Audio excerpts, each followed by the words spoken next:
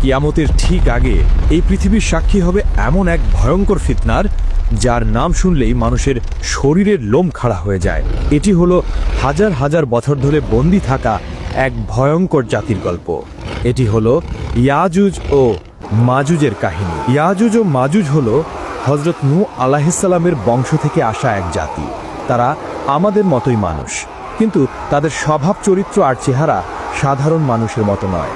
হাদিসের বর্ণনা অনুযায়ী তারা হবে বেটে, তাদের মুখ হবে চ্যাপ্টা, নাক হবে ছোট এবং চোখগুলো হবে ছোট ছোট। তাদের সংখ্যা এতটাই হবে যে তা মানুষের কল্পনাকেও হার মানাবে। তারা যখন কোনো একটি নদীর পাশ দিয়ে যাবে, তখন তারা সেই নদীর সমস্ত পানি পান করে শেষ করে ফেলবে। এই জাতি এতটাই ভয়ঙ্কর হবে, একটা নদীর পানিকেও তারা মিনিটের মধ্যে শেষ করে দিতে পারে, নদীকে মরুভূমিতে পরিণত করে দিতে পারে। তাদের প্রধান বৈশিষ্ট্য হলো তাদের সীমাহীন নিষ্ঠুরতা। তারা কোনো এলাকায় ঢুকলে সেখানে প্রাণের কোনো চিহ্ন রাখে না। তারা সেখানকার সব ফসল নষ্ট করে ফেলে, সব গাছপালা উপড়ে ফেলে, সব পশু পাখি মেরে ফেলে এবং নারী পুরুষ শিশু কাউকেই ছাড়ে না। সবাইকে নির্দয়ভাবে হত্যা করে। বহু শত বছর আগে বাদশাহ জুলকারনাইন নামে আল্লাহর এক নেককার বান্দা ইয়াজুজ ও মাজুজের অত্যাচার থেকে মানুষকে বাঁচানোর জন্য দুটি পাহাড়ের মাঝখানে লোহা ও তামা গলিয়ে এক শক্ত প্রাচীর তৈরি করে দিয়েছিলেন। সেই দিন থেকে তারা সেই প্রাচীরের ওপারেই বন্দী অবস্থায় আছে। হাজার হাজার বছর ধরে প্রতিদিন সকালে তারা সেই প্রাচীরটি ভাঙার জন্য কঠোর পরিশ্রম করে। দিন শেষে যখন তারা ক্লান্ত হয়ে যায়, দেয়ালটা প্রায় ভেঙে ফেলার মতো পাতলা হয়ে যায়, তখন তাদের সর্দার বলে, আজকের মতো থামো, বাকি কাজটা আমরা আগামীকাল এসে শেষ করব। কিন্তু আল্লাহর ইচ্ছায় পরের দিন সকালে যখন তারা ফিরে আসে, তখন তারা দেখে দেয়ালটা আবার আগের মতোই মজবুত আর মোটা হয়ে গেছে।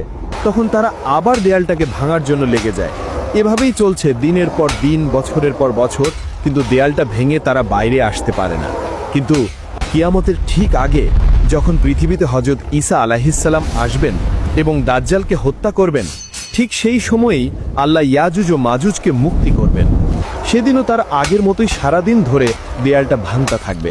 দিন শেষে যখন দেয়ালটা প্রায় ভেঙে পড়ার মতো অবস্থায় চলে আসবে, তখন তাদের সর্দার হয়তো আল্লাহর ইচ্ছাতেই বলে উঠবে, আজকের মতো এখানেই থামো, ইনশাল্লাহ বাকি কাজটা আমরা আগামীকাল এসে শেষ করব। সেই একটা মাত্র শব্দ ইনশাআল্লাহ তাদের হাজার হাজার বছরের চেষ্টাকে সফল করে দেবে। পরের দিন সকালে যখন তারা ফিরে আসবে, তখন তারা দেখবে দেয়ালটা ঠিক তেমনই ভাঙা অবস্থায় আছে। এরপর তারা এক ধাক্কাতেই সেই দেয়ালটা ভেঙে ফেলবে এবং কোটি কোটি ইয়াজুজ ও মাজুজ বন্যার পানির মতো তীব্র গতিতে সারা পৃথিবীতে ছড়িয়ে পড়বে। তাদের আগমনের সাথে সাথেই পৃথিবীতে শুরু হবে এক চরম বিপর্যয়, এক ভয়ঙ্কর দৃশ্য। তারা যখন উঁচু ভূমি থেকে দল ভেদে নামতে থাকবে, তখন মনে হবে যেন পাহাড়ের উপর থেকে এক বিশাল কালো সমুদ্রের ঢেউ নেমে আসছে। তাদের চিৎকারে আর পায়ের শব্দে মাটি কাঁপতে থাকবে। তারা তাদের যাত্রাপথে যা কিছু পাবে সব কিছু ধ্বংস করে দেবে। সবুজ ফসলের মাঠ তাদের পায়ের নিচে পিষে ধুলোয় মিশে যাবে। ফলের বাগানগুলো তারা উপড়ে ফেলবে। শহরের পর শহর তারা জ্বালিয়ে পুড়িয়ে ছারখার করে দেবে। তারা যখন জেরুজালেমের তাবারিয়া নদীর পাশ দিয়ে যাবে, তখন তারা সেই নদীর সমস্ত পানি পান করে শেষ করে ফেলবে। নদীটা একদম শুকিয়ে মরুভূমির মতো হয়ে যাবে। কিছুক্ষণ পর যখন তাদের শেষ দলটি সেই শুকনো জায়গার পাশ দিয়ে যাবে, তখন তারা একে অপরকে বলবে, হয়তো কোনো এক সময় এখানে পানি ছিল। পৃথিবীর মানুষ ভয়ে আতঙ্কে দিশাহারা হয়ে যাবে। তারা নিজেদের ঘর বাড়ি ছেড়ে পাহাড়ের গুহায় এবং জঙ্গলে গিয়ে আশ্রয় নেয়ার জন্য ছুটতে থাকবে। কিন্তু ইয়াজুজ ও মাজুজের হাত থেকে পালানো প্রায় অসম্ভব হবে। তারা পৃথিবীর মানুষকে মারতে মারতে এমন এক পর্যায়ে পৌঁছাবে যখন তারা অহংকার করে বলবে, আমরা তো পৃথিবীর সব মানুষকে মেরে ফেলেছি, এবার তো পৃথিবীতে আমাদের কোনো শত্রু নেই, চলো এবার আকাশের ফেরেশতাদের মারি। এই বলে তারা আকাশের দিকে তাদের তীর ছুড়বেন। আল্লাহর তাদের এই অহংকারকে পৃথিবীর মানুষের সামনে প্রকাশ করার জন্য সেই তীরগুলোকে রক্তমাখা অবস্থায় তাদের কাছে ফিরিয়ে দেবেন। রক্তমাখা তীর দেখে তারা আনন্দে চিৎকার করে বলবে, দেখো আমরা আকাশের ফেরেশতাদের মেরে ফেলেছি, এখন আমরাই এই মহাবিশ্বের শাসক। তাদের এই ভয়ঙ্কর অত্যাচারে পৃথিবীর ঈমানদার মানুষেরা খুবই বিপদে পড়ে যাবেন। হযরত ঈসা আলাইহিসসালাম এবং তার সাথে থাকা মুমিনরা তখন তুর পাহাড়ে আশ্রয় নেবেন। সেখানে তারা অনেক কষ্টে পড়বেন। খাবারের এমন অভাব দেখা দিবে যে একটা গরুর মাথার দাম 100টা সোনার মুদ্রার চেয়েও বেশি মনে হবে। ক্ষুধা আর কষ্টে ইমানদারদের অবস্থা নাজেহাল হয়ে যাবে। সেই কঠিন আর অসহায় মুহূর্তে যখন বাঁচার আর কোনো উপায় থাকবে না, তখন হযরত ঈসা আলাইহিসসালাম এবং তার সঙ্গীরা আল্লাহর কাছে 2 হাত তুলে দোয়া করবেন। আল্লাহর তাদের দোয়া কবুল করবেন। তিনি ইয়াজুজ ও মাজুজের উপর এমন এক গজব পাঠাবেন যা কোনো মানুষ কল্পনা করতে পারবে না। আল্লাহর তাদের ঘাড়ে নাগাফ নামের এক বিশেষ ধরনের পোকা পাঠিয়ে দেবেন। সেই পোকাগুলো তাদের ঘাড়ের মধ্যে ঢুকে তাদের শরীরকে ভেতর থেকে খাওয়া শুরু করবে।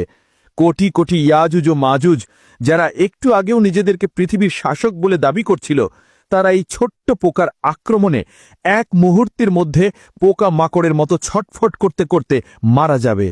তারা সবাই একসাথে পচে গলে এমনভাবে মারা যাবে যে তাদের মরা দেহের দুর্গন্ধে পৃথিবীর বাতাসে নিঃশ্বাস নেওয়াই কঠিন হয়ে যাবে।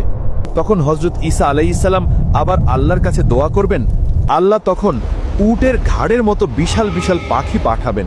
সেই পাখিরা ইয়াজুজ ও মাজুজের কোটি কোটি লাশ তুলে নিয়ে আল্লাহ যেখানে চাইবেন সেখানে ফেলে দিয়ে আসবেন। এরপর আল্লাহ এমন এক রহমতের বৃষ্টি পাঠাবেন যা পৃথিবীর প্রতিটি কোণকে ধুয়ে মুছে একদম পরিষ্কার আর পবিত্র করে দেবে। আর তারপর পৃথিবীতে শুরু হবে এক নতুন শান্তির যুগ, যা আল্লাহর দেয়া বরকতে পরিপূর্ণ থাকবে। এই ভয়ঙ্কর কাহিনী আমাদের এটাই শিক্ষা দেয় যে আল্লাহর পরিকল্পনা আর ক্ষমতার কাছে পৃথিবীর কোনো শক্তিই টিকে থাকতে পারে না। আর ঈমানদারদের জন্য আল্লাহর সাহায্য সব সময় প্রস্তুত, যদি তারা ধৈর্যের সাথে তার কাছে সাহায্য চায়। ইয়াজুজ ও মাজুজের এই কাহিনী যদি আপনার ঈমানকে শক্তিশালী করে থাকে, তাহলে ভিডিওটিতে একটি লাইক দিন এবং আপনার প্রিয়জনদের সাথে শেয়ার করে এই গুরুত্বপূর্ণ জ্ঞানটি ছড়িয়ে দিন। আমাদের চ্যানেলটি সাবস্ক্রাইব করে ইসলামের এমন আরও মহর্তিময় এবং শিক্ষণীয় কাহিনী জানার জন্য আমাদের সাথেই থাকুন।